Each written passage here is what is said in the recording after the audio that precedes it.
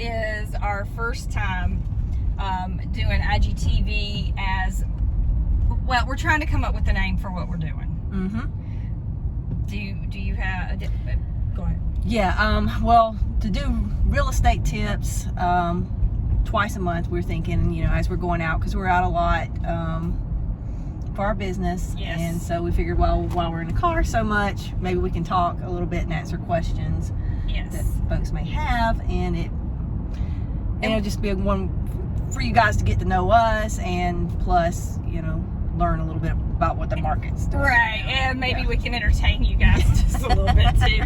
So we do get asked a lot of questions in real estate, and we answer the same things over and over and over again. So what we've done is Alicia put a bunch of questions together, and then I went into the bucket last night, or the bowl last night, and I put a bunch of questions in there. So she has no idea what I asked, and I kind of have an idea of what she was asking because we kind of talked about it, but I think she did some that I don't know.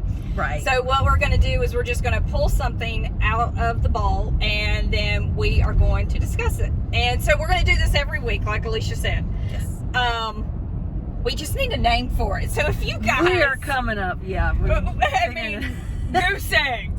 eggs. Like, we cannot... We've tried so many different variations of names for this thing. But if you can think of something, just let us know. All right. Yes. All right, Alicia, go ahead and okay. I'm nervous because I don't know. I'm not perfect. So I'm going to choose this one. Okay. This is in my handwriting. Yay.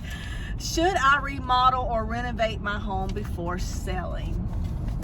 And that is a question we get a lot on listing appointments. Oh my God. And to that, what is the least amount that I have to do to get my house ready to sell? Yes. Should I remodel it? Should I not? What should I do? What's the least I have to do with it? Yes. And it all depends. Each house is different. Right. Each seller situation is different. But what we are seeing with low inventory right now, location is great, but people love kitchens and updated bathrooms. Yeah. That, and which has been really consistent over the period of time for real estate, right?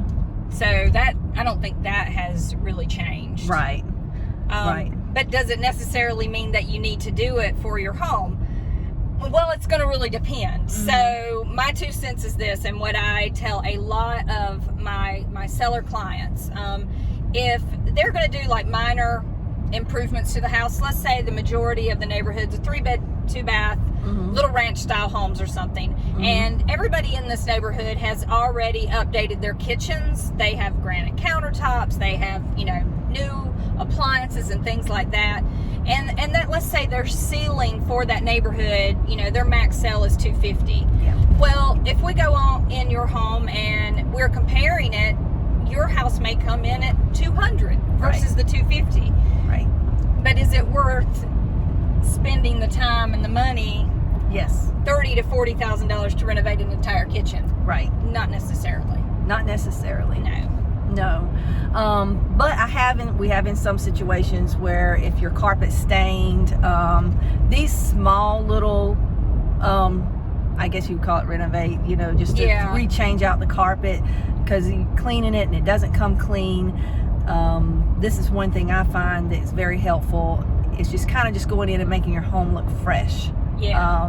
If you can't do those major renovations like updating the kitchen or the bathrooms, maybe you can just fresh paint and maybe new flooring, such as new carpeting and stuff like that. I think just the little minor things will make a difference as far as getting an offer fairly quickly. But if you're looking to like increase your value, then that's a whole nother ballpark. But it's like what Melanie says, you just have to look at your numbers and see if it's worth it for you. But could you make an extra $10,000 on a reno? Potentially, yeah. Or even more. I mean, in today's market, right? And that's the, that's what makes this business. It's always changing. Your numbers are always changing. I mean, and we saw that this past summer where we were in multiple offers. Oh, look at that house. That one needs some work. Sorry, sidetrack. So I'm gonna have to remember that one so we can come back and get the address. Yeah, we'll write them a letter. So what I was saying is, the volatility this summer, people didn't really care about locations. They didn't really care about the house itself. They just wanted a house. I mean, 'cause so many people are moving into this area, and so. In that situation, no, it didn't really matter that this person didn't have an upgraded kitchen and this person did. Did they get maybe $10,000, $15,000? Possible, but people were offering over asking anyway. I mean, they were. It doesn't mean, it's just market dependent, you know? Well, in location too, you know, somebody's looking for a specific area, school district. That's very important. And some people are willing to just take the house without them updates. Yeah. And it may even still give you a good number, but I feel like, you know, of course you're going to pull a higher number if you got a more updated home. Now, HVAC, I think a lot of buyers get confused, little sellers get confused about condition of roof and HVAC. Don't necessarily bring a whole lot of value if you've got a brand new what do you feel like? If it's a brand new HVAC, it's just, to me, it's like the condition of your home is keeping it updated. So those are things that I classify, and I think a lot of agents do, as mechanicals of the house, right? So your roof and your HVAC, those are mechanicals, and your plumbing. That's not really going to change the value of the house. Is it going to help it sell faster? Absolutely. Are you not going to have issues with inspections? Hopefully, right? Yes. So those types of things, I don't consider them added value to a house. Right. It just adds to the appeal of the buy of the house. Yes, because a house has to have a roof. It has to have an HVAC. Right. I mean, these things have to function properly majority of the time because lending purposes, and plus a buyer's just, they're going to have a home inspection more than likely, maybe. And who wants to necessarily purchase a home without a working HVAC or a leaky roof? So these things, you know, I feel like needs to be addressed before listing it. If you know there's a situation where your roof is having a questionable leak, then these items I would fix before listing. Yeah. It's a little off topic, but it's kind of touches. It does. It does. I mean, they do, you know, renovation, what you do not do. Yeah. But you're right, though. It doesn't bring value necessarily. It take care of it prior to listing your house, though. But in a summarized overall of what this is supposed to be, I think if you just put fresh paint, like a little fresh look to your home before listing, you know, flooring. My big thing is clean your house. Clean it and declutter. Like, get rid of stuff or put it in a storage building and then go in and paint. Yes. That is the least amount of work to get the biggest bang for your buck. Because what it will do is people will actually stop and look at your house, and they won't be overwhelmed by your things. Sellers, we love you, but we know you love your stuff. Yeah. And it's okay to love your stuff, but put your stuff away for your next house. Yeah, because it is a distraction. It is a very big distraction for buyers, because if you got too much stuff, they can't see how they're going to put themselves in that home. Their stuff in that home. Right.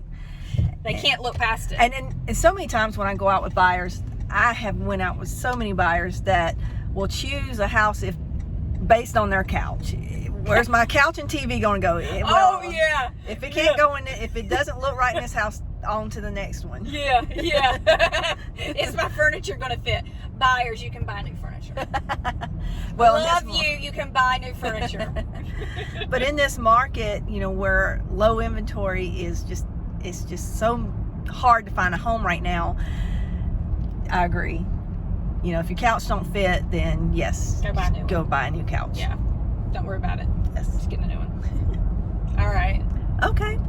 Well, that's for this week. So who knows how this is going to turn out? I know, and I've been holding the phone on this side because I said I just had a genius little thing before we got in the car. You know, like, we can put this on YouTube as well. Why not? Right. But you know, we'll We'll And I try. mean, I've been driving very cautiously, just so you guys know. I mean, I'm watching both sides of the road and in front of me, so. Yeah, I'll have a mount next time. I just couldn't make it work this time. And We're these working the things bugs. will get, we're Yeah. working out the bugs. Yeah. All right. Give us a call.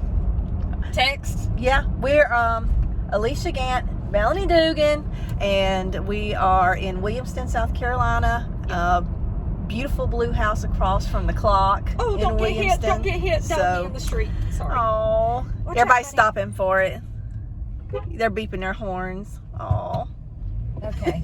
Yeah, dog, okay, we're going to have to post that on Facebook. Oh. Sorry. Might have gotten loose, maybe. I know. I think he looked very healthy, so he did get out of somebody's yard. Well, everybody, this Sorry. week, we'll talk to you guys next week. And if you have any questions, message us, and we'll touch base Yep. on that topic as well. All Thank right. you, guys. Bye.